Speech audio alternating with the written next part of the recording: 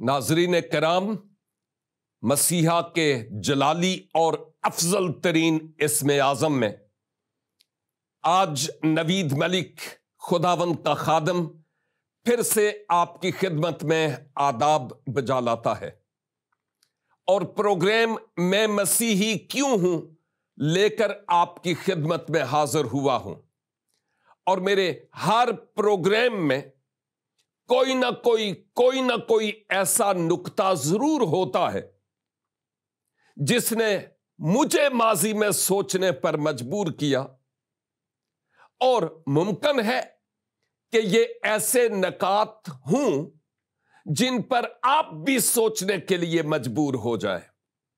آج کے لیے جو سوال ہے وہ بھی ہمارے ایک غیر مسیحی دوست نے پوچھا ہے، اور انہوں نے اپنے مذہبی دائرے میں رہتے ہوئے جیسا وہ کرتے ہیں اسی کے مطابق ہم سے پوچھنے کی کوشش کی ہے۔ اور وہ سوال کچھ یوں ہے کہ عیسائی جب عبادت کے لیے اپنے گرجے میں جاتے ہیں تو وضو کیوں نہیں کرتے، جبکہ تورات میں لکھا ہے اور ضروری بھی ہے کیا کہ وضو کیا جائے۔ سوال یہ ہے کہ تورات میں لکھا ہے کہ عبادت میں جانے سے پہلے وضو کیا جائے، تو آپ جو مسیحی لوگ ہیں آپ عبادت گاہ میں جانے سے پہلے وضو کیوں نہیں کرتے؟ اب اس سوال کے تعلق سے جب یہ کہا گیا کہ تورات میں لکھا ہے تو انہوں نے 2 ریفرنسز بھی دیے ہیں، حوالے، اور میں چاہوں گا کہ ان 2 حوالہ جات کو تلاوت کر لیا جائے تاکہ بہتر طور پر مدد ہو سکے۔ ان میں سے ایک حوالہ خروج 30 باب یعنی تورات کی دوسری کتاب ہے، خروج 30 باب اور اس کی 17 آیت سے 20 آیت تک 3 آیات ہیں۔ غور سے سنیے گا، کیونکہ غور سے سننے سے ان آیات میں ہی آپ کو جواب مل سکتا ہے۔ لکھا ہے، پھر خداوند نے موسیٰ سے کہا، تو دھونے کے لیے پیتل کا ایک حوض اور پیتل ہی کی اس کی کرسی بنانا، اور اسے خیمہ اجتماع اور قربان گاہ کے بیچ میں رکھ کر اس میں پانی بھر دینا، اور ہارون اور اس کے بیٹے اپنے ہاتھ پاؤں اس میں دھویا کریں۔ خیمہ اجتماع میں داخل ہوتے وقت پانی سے دھو لیا کریں تاکہ ہلاک نہ ہوں، یا جب وہ قربان گاہ کے نزدیک خدمت کے واسطے یعنی خداوند کے لیے سوختنی قربانی چڑھانے کو آئیں تو اپنے اپنے ہاتھ پاؤں دھو لیں تاکہ مر نہ جائیں۔ یہ اس کے اور اس کی اولاد کے لیے نسل در نسل دائمی رسم ہو۔ آمین۔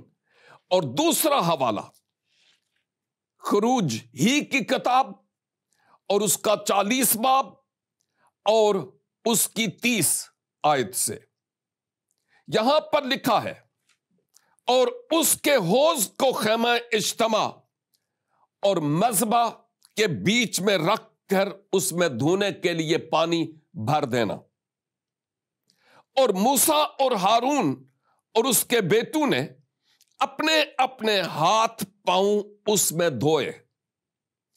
جب جب وہ خیمہ اجتماع کے اندر داخل ہوتے اور جب جب وہ مذبح کے نزدیک جاتے تو اپنے آپ کو دھو کر جاتے تھے، جیسا خداوند نے موسیٰ کو حکم کیا تھا، اور اس نے مسکن اور مذبح کہ گردا گرد صحن کو گھیر کر صحن کے دروازہ کا پردہ ڈال دیا۔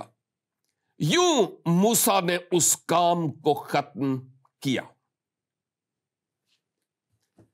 ناظرین، سوال بھی آپ کی خدمت میں پیش کیا گیا، اور سوال کے ثبوت میں جو صاحب سوال پوچھتے ہیں 2 ریفرنسز پیش کیے ہیں، اور ان دونوں ریفرنسز کو بھی آپ کی خدمت میں تلاوت کر دیا گیا ہے۔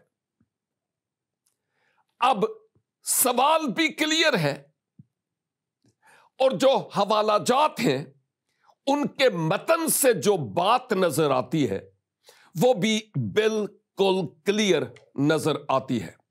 بھائی، سب سے پہلی بات تو میں یوں کہوں گا کہ جو تورات کی کتاب میں یہ انسٹرکشنز اور ہدایات دی گئی تھیں، یہ اہل یہود کے لیے دی گئی تھیں جو ہیکل سلیمانی میں اور اس سے پیشتر جب وہ سفر میں تھے تو خیمہ اجتماع میں داخلے سے پیشتر یہ رسومات ادا کیا کرتے تھے۔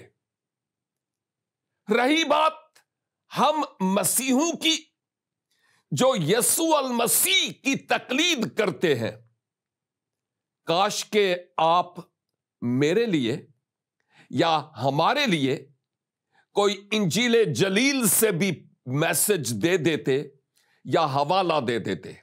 خیر، کوئی بات نہیں، میں ایک اور حوالہ آپ کو دوں گا وقت آنے پر جو آپ کی بات کی تائید کرے گا، اس لیے کہ کئی اور ایسے ہمارے دوست ہیں جنہوں نے عہد جدید میں سے بھی ایک حوالہ دیا ہے کہ جی آپ اس حوالے کو بنیاد بنا کر عبادت گاہ میں داخلے سے پہلے وضو کیوں نہیں کرتے۔ ناظرین، آپ جو مسیحی ہیں، آپ اس بات کو جانتے ہیں کہ ہمارے مسلمان دوست جب نماز ادا کرتے ہیں یا مسجد میں جاتے ہیں تو ان کے وضو کا ایک طریقہ ہے۔ وضو سے مراد سر، ہاتھ، پاؤں، کلی، ناک میں پانی ڈالنا، کانوں کا مسا، استنجا، یعنی آپ اپنے خصوصی اعضاء کو اچھی طرح سے دھوئیں، پاؤں دھوئیں کونیوں تک، بازو اور ہاتھ، اور خاص ترتیب سے، اور کتنی کتنی بار دھونا ہے، یہ کلیئرلی عام طور پر ہمارے مسلمان دوست ویسا کرتے ہیں۔ اور چونکہ وہ اسی دائرے میں ہیں اور اس دائرہ میں رہتے ہوئے ہم سے یہ پوچھتے ہیں کہ چونکہ ہم مسلمان ایسا کرتے ہیں تو آپ جو مسیحی لوگ ہیں آپ ایسا کیوں نہیں کرتے؟ گویا وہ یہ دیکھنا چاہتے ہیں کہ جو ہمارا سیٹ اپ ہے، یعنی مسلمانوں کا، سیم وہی سیٹ اپ ان کا کیوں نہیں ہے۔ اور اس بات کو ثابت کرنے کے لیے یہ حوالہ جات دیے گئے، اور بعد میں ایک اور حوالہ جو انہوں نے نہیں کسی اور نے دیا ہے، میں اس کو بھی آپ کے سامنے رکھوں گا۔ تو مناسب تو یہ تھا کہ یہ سوال اہل یہود سے پوچھا جاتا، لیکن میں کبھی نہیں کہوں گا کہ آپ نے غلط کیا، ہم سے کیوں پوچھا۔ نو، یو آر موسٹ ویلکم، ہم آپ کو پیار کرتے ہیں، اور آپ ضرور ہم سے سوال پوچھ سکتے ہیں جس کے بارے میں ہمیں پتہ نہیں ہوگا، ہم کہہ دیں گے آپ کو بھائی کہ ہمیں نہیں معلوم، لیکن جو آپ پوچھیں گے ہم اس پر سٹڈی کر کے آپ تک پہنچنے کی ہر ممکن طریقے سے کوشش کریں گے۔ اب یاد رکھیے کہ یہ جو 2 حوالہ جات تورات کی دوسری کتاب یعنی خروج سے آپ نے پیش کیے ہیں، یہ ایک خاص موقع پر اور مذہبی روحانی قائدین کے لیے جو یہودی امام تھے، یہ ان کے لیے ہے، یہ ان کے لیے نہیں جو ان اماموں کے پیچھے ہوتے تھے مقتدی، یا وہ جو دیگر عبادت گو لوگ ہیکل میں جایا کرتے، یا جیسے میں نے کہا اس سے پہلے خیمہ اجتماع میں۔ یہ ان کے لیے نہیں ہے۔ یہ احکام اس وقت بزرگ موسیٰ کے ذریعہ سے ان کے بھائی ہارون کو، کیونکہ وہ کاہن تھے، کاہن سے مراد امام، وہ امام تھے، اور ہارون میں کہہ سکتا ہوں کہ وہ پہلے امام تھے، اور اس کے بعد ان کے بیٹے بھی تھے، اور یہ امامت کا سلسلہ آگے چلا۔ یہ آج سے 1400-1500 سال پہلے نہیں، بلکہ یہ اہل یہود سے امامت کا سلسلہ چل رہا ہے۔ ہمیں اس کے بعد کوئی بھی نئی بات نظر نہیں آتی ہے، لیکن ان حوالہ جات میں امام کو اور امام کے بیٹوں کو، جنہوں نے اس امامت کے رول کو سنبھالنا تھا اور اپنے باپ ہارون کی معاونت کرنی تھی، دستے راست ہونا تھا، پروردگار عالم اپنے بندہ بزرگ موسیٰ کے ذریعہ سے ہارون اور ہارون کے جو بیٹے ہیں ان کو یہ حکم دیتے ہیں کہ جب تم میری بارگاہ میں آؤ۔ دیکھیے، یہودیوں میں جو عبادت گاہ تھی، اس میں کچھ ایسے حصص تھے جن میں صرف اور صرف عام امام بھی نہیں، جو امام اعظم تھا، سردار کاہن، وہی داخل ہو سکتا تھا، انٹر ہو سکتا تھا، کوئی اور نہیں۔ اور جو امام ہوتے تھے ان کے لیے بھی کچھ ایسے مقامات تھے جہاں پر عام نمازی یعنی عابدین، عبادت کرنے والے لوگ نہیں جا سکتے تھے۔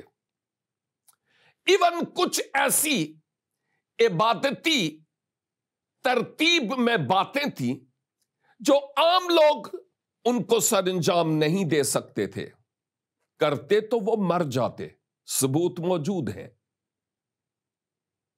اور ان کاموں کو کرنے کے لیے بھی یا تو امام اعظم یا جو عام امام ہوتے، سردار کاہن اور کاہن، وہی ان فرائض کو سر انجام دیتے تھے۔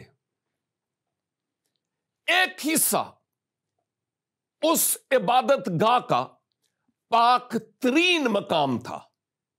دیکھیے، ایک تو ہوتا ہے پاک، پاک پاک ہی ہوتا ہے، پاک ترین مقام۔ یہ پاک ترین مقام سے مراد آپ خود اندازہ کر سکتے ہیں، ذات الہی کے لیے یہ الفاظ استعمال کیے جا سکتے ہیں کہ وہ پاک ترین خدا ہے، معبود ہے۔ اس کی بابت تو ناپاکی کا تصور بھی نہیں کیا جا سکتا نا، اور اس کی پاکیزگی کے بیان کے لیے الفاظ کہاں سے لائے جائیں، کیونکہ الفاظ ختم ہو جاتے ہیں، اور ذات الہی کی پاکیزگی ویسے ہی برقرار رہتی ہے۔ تو اس پاک ترین مقام میں ایک خاص آئٹم جس کو ہم عہد کا صندوق کہتے ہیں، وہ رکھا تھا۔ اور بائی دا وے، عہد کا صندوق خدا نہیں تھا،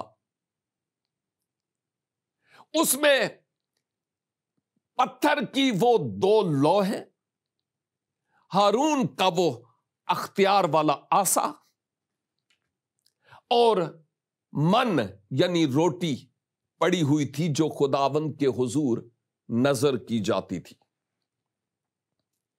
اور یہ خیمہ اجتماع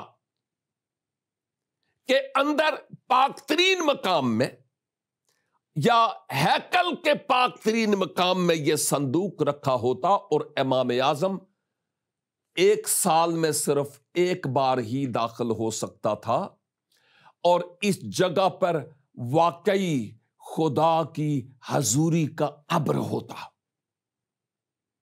مراد یہ کہ خدا کی حضوری میں ناپاکی کی صورت میں کاہن تو کجا امام اعظم نہیں جا سکتا تھا.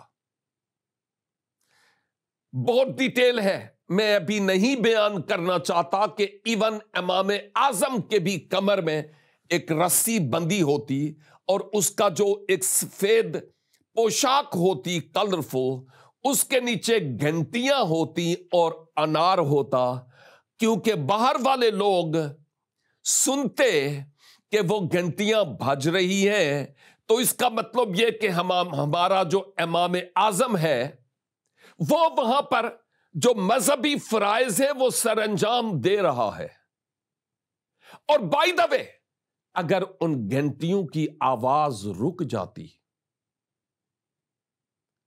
اور انتظار کے باوجود آواز نہ آتی، تو اس سے مراد یہ ہوتی کہ کاہن بحالت ناپاکی خدا کی حضوری میں گیا اور وہ مر گیا.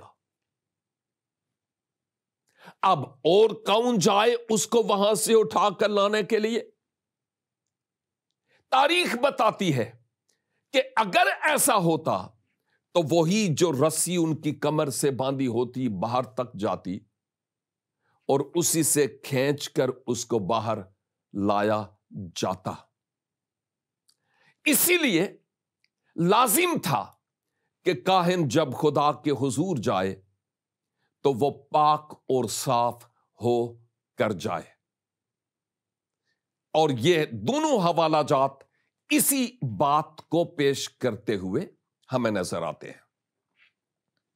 اب میں یوں کہوں گا کہ ہر عبادت سے پہلے ایسا نہیں تھا، لیکن خاص کر جب وہ آتشین قربانی گزرانتے تو ان کو ایسا کرنا ہوتا. خروج 29 باب اور اس کی 38، 39، 40 اور 41 میں یہ بات رقم ہے. وقت کی کمی کی وجہ سے میں ابھی نہیں تلاوت کروں گا، آپ اس کو تلاوت کر لیں.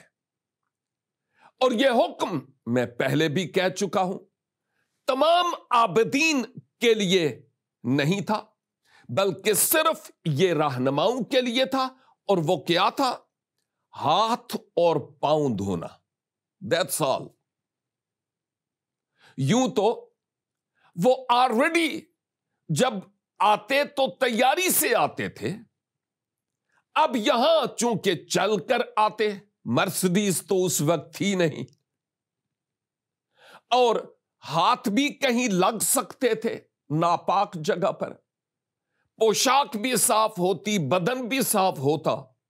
لیکن اب یہاں آ کر اپنے پاؤں اور ہاتھوں کو دھونا ان کے لیے لازم تھا کہ کوئی ناپاکی رہ نہ جائے ان ہونے سے پہلے.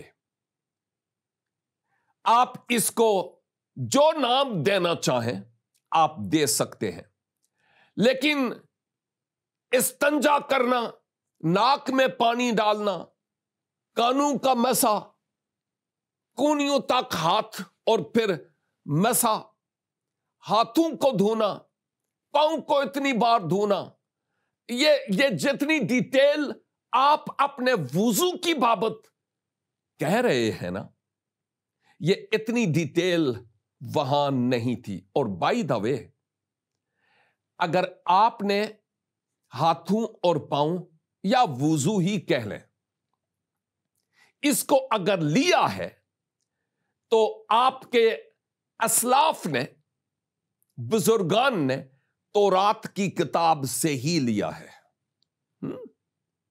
اسپرٹ وہی ہے جو آج وضو میں ہمیں نظر آتی ہے. اس بات کو سمجھنے کی ضرورت ہے. اور یاد رکھیے کہ یہ مسلمانوں کے وضو سے بالکل مختلف تھا.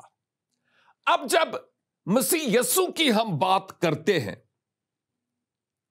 عہد جدید کی بات کرتے ہیں، تو ہم اس بات کو دیکھتے ہیں کہ کئی لوگ یہ بات کہتے ہیں کہ مسیح کے شاگردوں نے اپنے مالک اور اپنے استاد کی فرما برداری نہیں کی.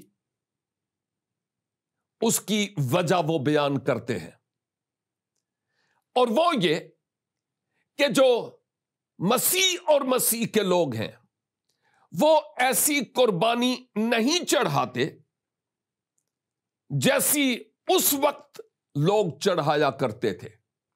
بھائی بات یہ ہے، ہاں بات ہو رہی تھی وضو کی، اور میں یہ بات کہہ رہا ہوں کہ جو مسیح اور مسیح کے شاگرد یعنی پیروکار ہیں، نہ تو وہ کسی جانور کی قربانی چڑھاتے ہیں، اور ہمارے لیے نہ کوئی ایک ایسا مقام ہے جس کو ہم کہیں کہ یہ پاک ترین مقام ہے. نو، نہیں، ایسا نہیں ہے.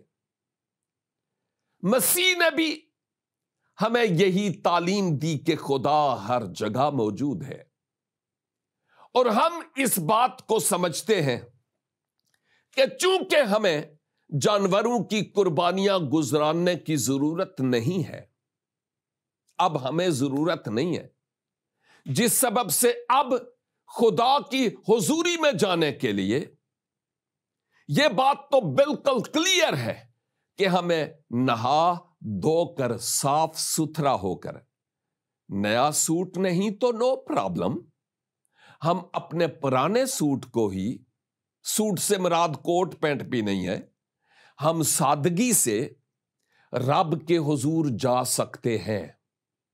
لیکن ہمارے ہاں آپ کے سوال کے جواب میں یہ ترتیب نہیں ہے کہ یہ پہلے پھر یہ پھر یہ پھر یہ پھر یہ، اور وہ بھی اتنی بار دھونا ہے.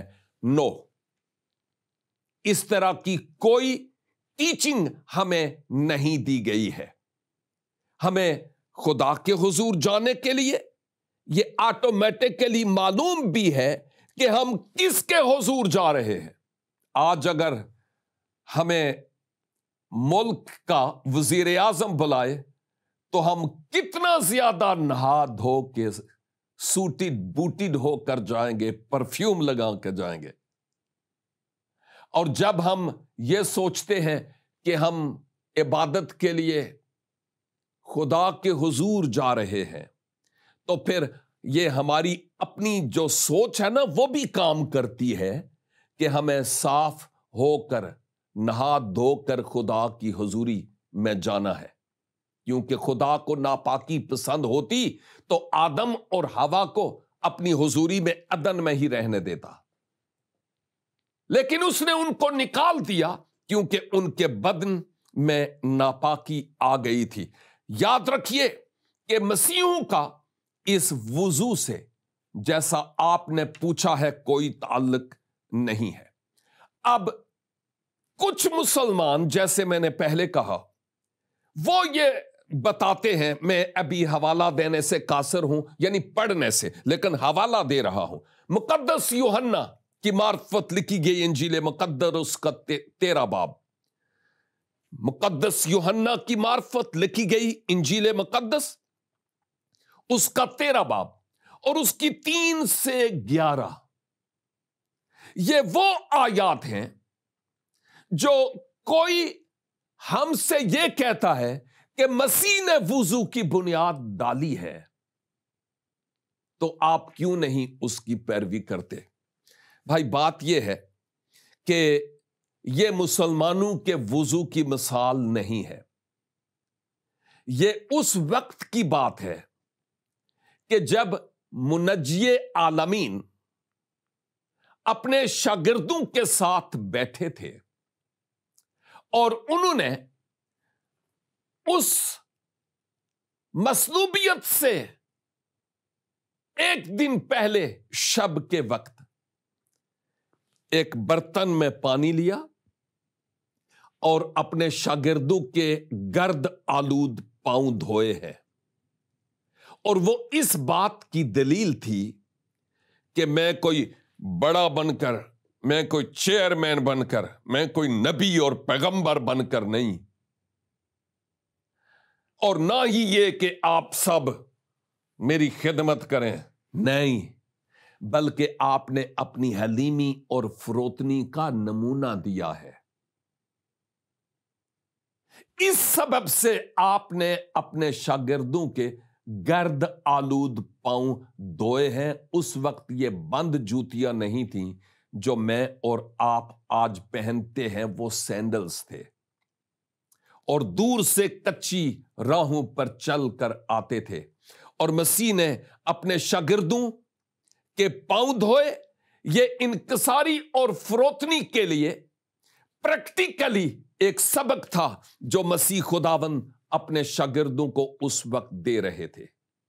میں ایک حوالہ اس تعلق سے ضرور تلاوت کرنا چاہوں گا، اور وہ ہے پہلا یوحنا کا عام خط، اور اس کا پہلا باب اور اس کی 7 آیت، جو ہمارے لیے بڑا غور طلب ہے۔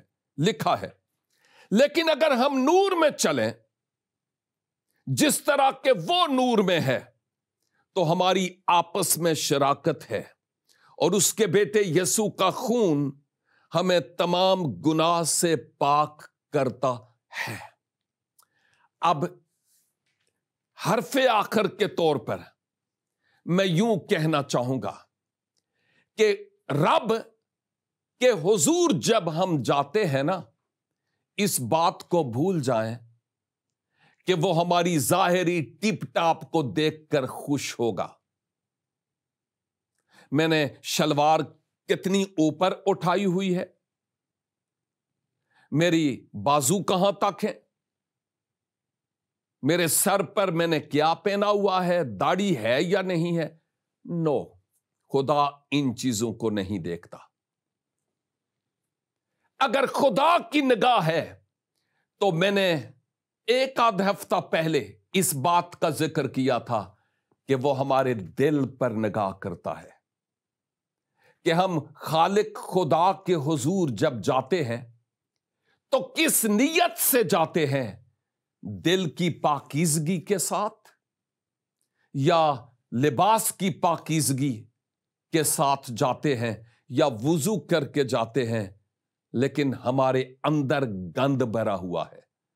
اگر ایسا ہے تو رب ہمارے ظاہر کو قطعی طور پر پسند نہیں کرتا۔ یہ ہمارے لیے وقت کا ضیاع ہوگا اور اپنے آپ کو دھوکہ دینا ہوگا۔ آئیں خدا کے حضور خالص دل اور پاک دل ہو جائیں، کیونکہ یہی خدا کو پسند ہے، اور مسیحا کے قیمتی خون کے وسیلہ سے ہی ہماری معافی اور مخلصی ہے، اور ہماری مکمل طور پر پاکیزگی ہے۔